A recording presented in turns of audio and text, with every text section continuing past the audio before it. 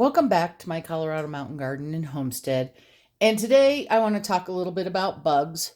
And it's mostly for those of us who are starting plants indoors and how to keep those nasty fungus gnats and other types of things from coming in and multiplying and just driving you crazy. First thing I do is I do sterilize any soil I bring into my house. I don't care if it's a brand new bag or a used bag, it gets sterilized. That includes my seed starting mix. And then when I move to my potting soil with my compost in it and things like that. Um, all those bags, even though they say sterile, if you look at a bag of, let's say, seed starting mix, you'll see small little holes. Usually they're about up towards the top, and that's to let the air out so that they don't expand during shipping and things like that and get overly bloated. So they are not in any way, shape, or form airtight. So little bugs can get in there. If they were at a store where they had them sitting out where they can get wet, once they get wet, if there was anything in the soil, it can start hatching and things like that. So that's my number one defense, is sterilizing my soil. Then usually that's enough and I don't have to worry about it. And I don't really start ever seeing any sort of bugs in my house for on the plants until I start hardening them off. And that means taking them outside and bringing them inside. So for the longest time, I use mostly these like little yellow sticky traps. And I still put, although I haven't bought any of these lately, I've just been using up what I have. I'll just hang them right under my grow lights there. And it's double-sided, but usually I open one side and then I'll open the second side if I needed to. The little fungus gnats are attracted to the yellow on here. And you'll start seeing them stick here. And that's when you know you have a problem. If you see one, remember, they can lay hundreds and hundreds of eggs in the soil, whether it's your little tiny seed cells or whether you've up potted and you're in bigger pots. So you want to get on top of that immediately. You can use insecticidal soap if you want. I have quit using insecticidal soap, and I will go into that in a little bit and let you know. But I'm just going to show you how, kind of like as the world has evolved, I've evolved away from the yellow sticky traps so much, although these are your cheapest alternative. So I can't remember how long ago, but I know it was before COVID. So before 2020, I started buying what's called these Zevo traps. Now, I purchased mine either from Costco or Sam's. I had purchased the initial pack, and there are some knockoffs out there. So, on Amazon. So if you want to buy those, that's fine. What these do is they have a blue light, and then you slide one of these in, and on this side it's not sticky, but on this side it's super sticky. I'm not going to put my finger on it. And they plug in like a nightlight. And I just have this attached to an extension cord right now. So when you push them all the way in, that blue light comes on. So you can see that. Now, this has been in my house all winter. It was probably the last trap that I put in last fall or whatever. So there is some bugs on here, not a lot. But I want to show you how it kind of works here. Move it around. So you can see I got a housefly in there and a couple little gnats. So again, it's just like a nightlight. It doesn't turn off during the day. It stays on all the time. The only way to turn it off is to unplug it or pull this out. When these get filled up and they get a lot of bugs on them, you just pull it out and you throw it away. There's no insecticides or anything like that that could harm your pets or your children or anything like that. And I love these. I now, instead of, like I said, I do still put a few of these up and around, but I'll plug one of these in my spare bedroom, which is where I start all my plants and everything like that. I plug it in as close as I can to the plant shelves. There's a plug there, and I just have it running all the time. So, Costco, I think Sam's has the best price on the kits, which comes with 2 of these units and 6 refills. Sam's also carries refills, but I believe they're online only. Amazon does have some knockoff refills. I have not tried them yet. So if you have tried them, feel free to comment below and let us all know, for those of us who have been using these for a few years now. Let us know how you like them. How do you like the knockoff brands? I'm all about saving money, so that's all right.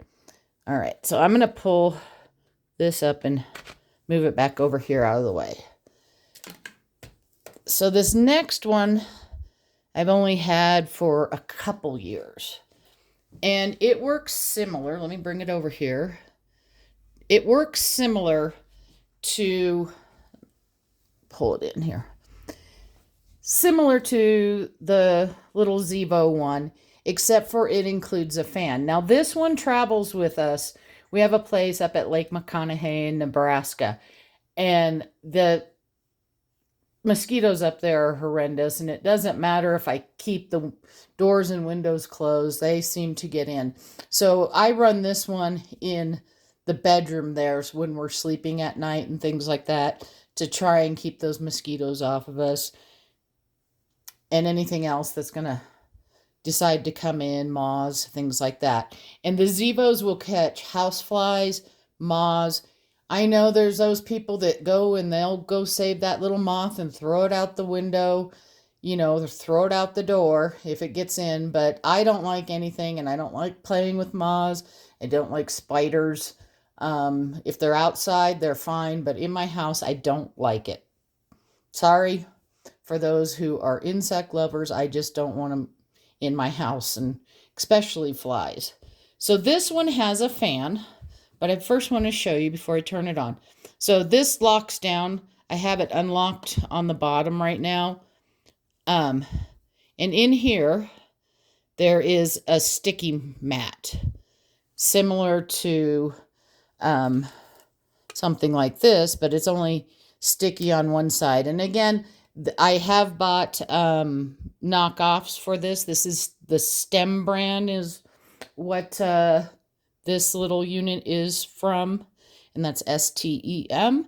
And that's sticky on that side. So you pull the sticky off, you drop it down in.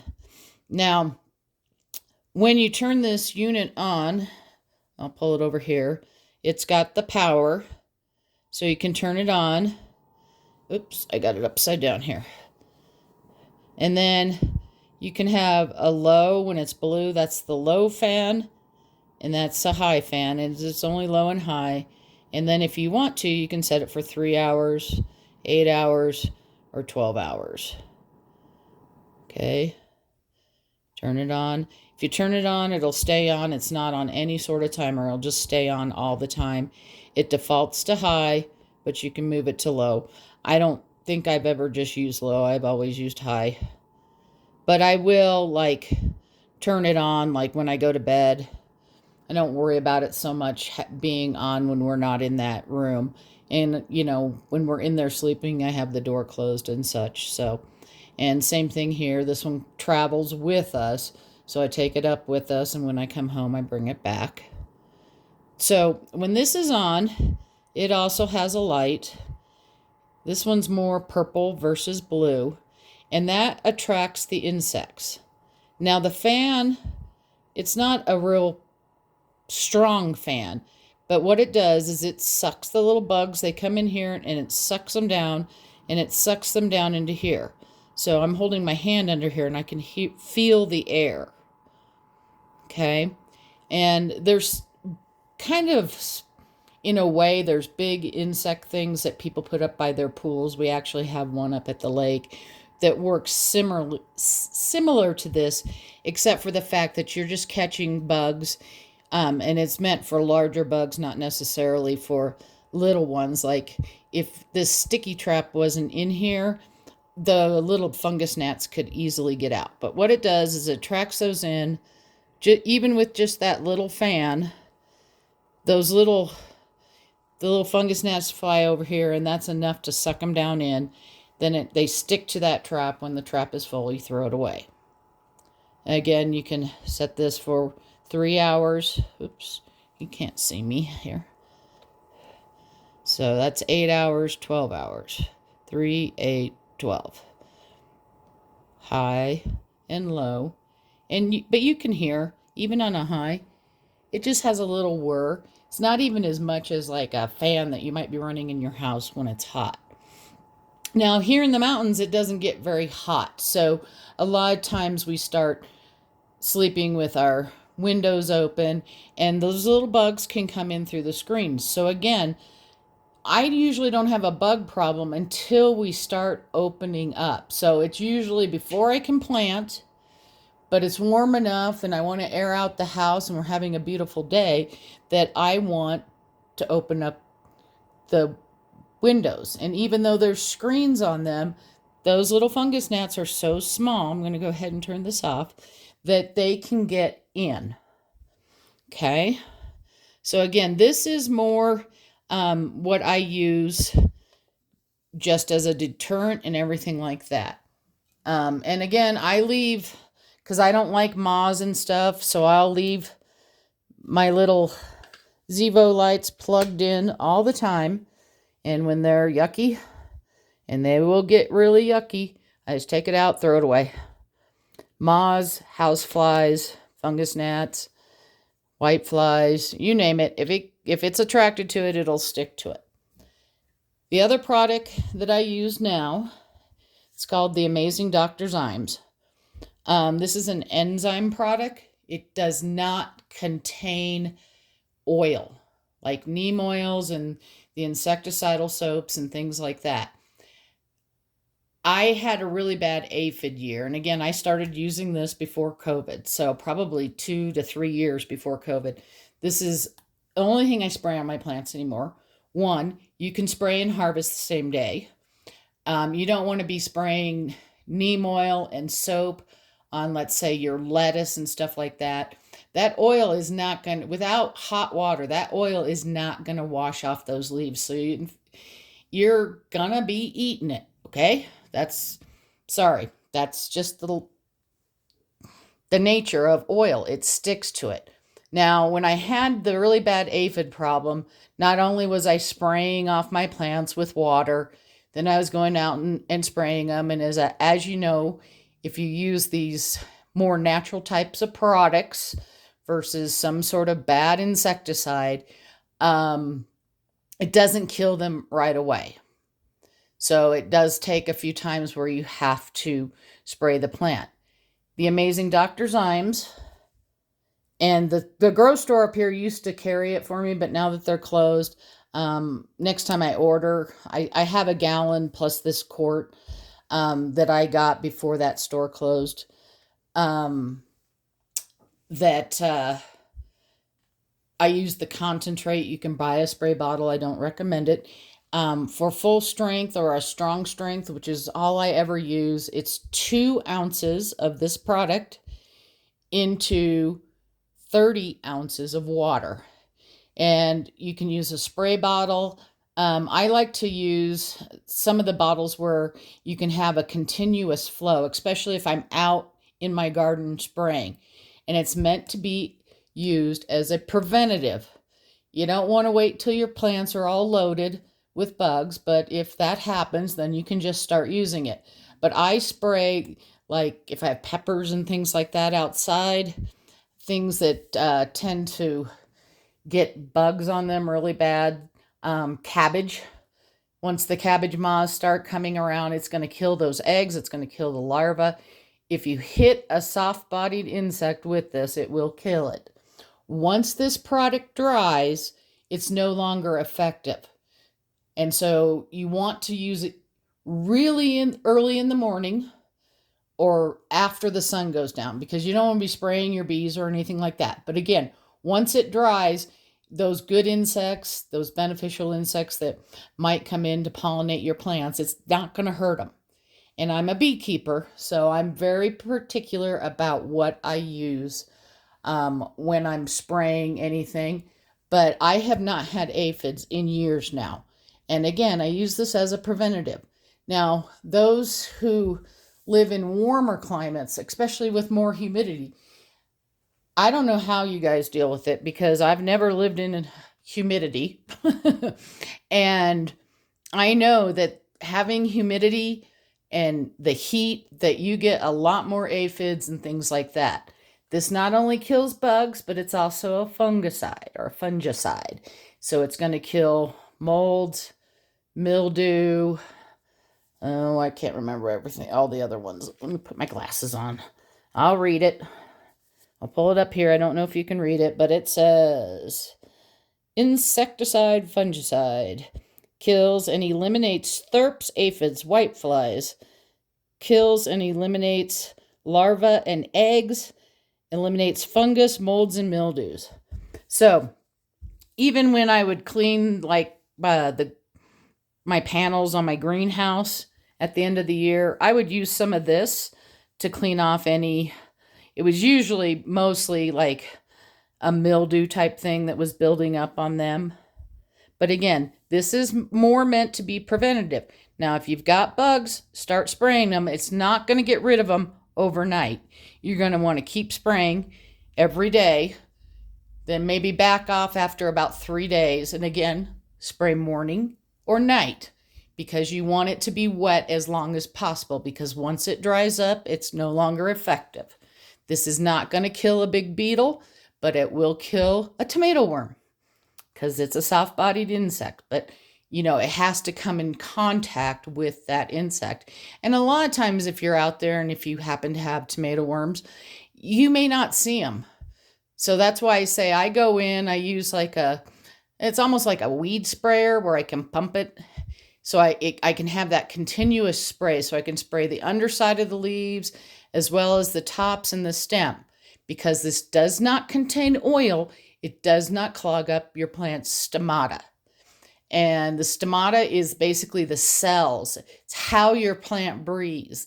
So if you put a bunch of oil all over your plant, it can't breathe. So that's why if you use too many oil-based products or products that have oils in them, that you can actually, your plant may not look so hot. And you might think, oh, that's because it was from the bugs, and it could actually be from the spray. Now, products like this haven't been available for forever. I don't know if there's other ones out there that are like this. This came out of the cannabis industry. So that's why it has to be all natural. It is organic. I know you can get it online. You can get it directly from the amazing Dr. Zymes. I encourage you, if you have questions about this, those people are so awesome and so nice. Before I even purchased this, I called them to ask questions about it, because I have pets. I eat my food. I don't want to be purposely putting something in my body that could harm me or anything like that. If what you use works fine, I'm not telling you have to go out and buy these products at all. I just want to tell you what I use. If it's not too windy tomorrow, I might have another video. I did buy 2 other products, soil products, potting mixes, and neither of them have I ever used. So one of them I just bought a small bag. I think it was, I want to say 8 or 12 quarts or something like that. The other one came in a 1.5 cubic foot bag, but I'm not going to sift the entire thing. I'm going to sift enough so you can see what's going on. And I did get a lot of feedback from that other video, and I thank everybody who does give me feedback. I know many of you already make your own soil. I used to make my own potting mix. It's just when I got older, it was easier to carry a bag versus trying to make everything. But with prices going up, I'm going to be starting to make some of my stuff as soon as I run out of what I currently have. I'm not just going to make it just because prices are up. I'm going to use what I have and then I'll start buying it. If you have any questions on these, let me know. I will put a link to my public Facebook page over there as my plants grow and things like that. I sometimes just post still pictures and rather than doing videos. Again, I don't have any fancy equipment to make videos. If any of this helps you, please either subscribe if you haven't already or hit the little thumbs up button as a like. It kind of gives me a better direction of where I should go as far as what's helpful and what's not. And hopefully soon here we'll start seeing some of the herbs I've planted. I've only started thyme and oregano because I can hold those. And again, I'm in the Colorado mountains at 8,800 feet, so I can't put anything out until usually June. And then I have to be very conscious of the weather because we can get frosts that can kill tender plants that cannot handle a frost even in July. But usually we don't see it in July, but in June it's not uncommon. It's been very warm here, so I have no idea what to expect for this year. I hope you're having a wonderful day and happy gardening.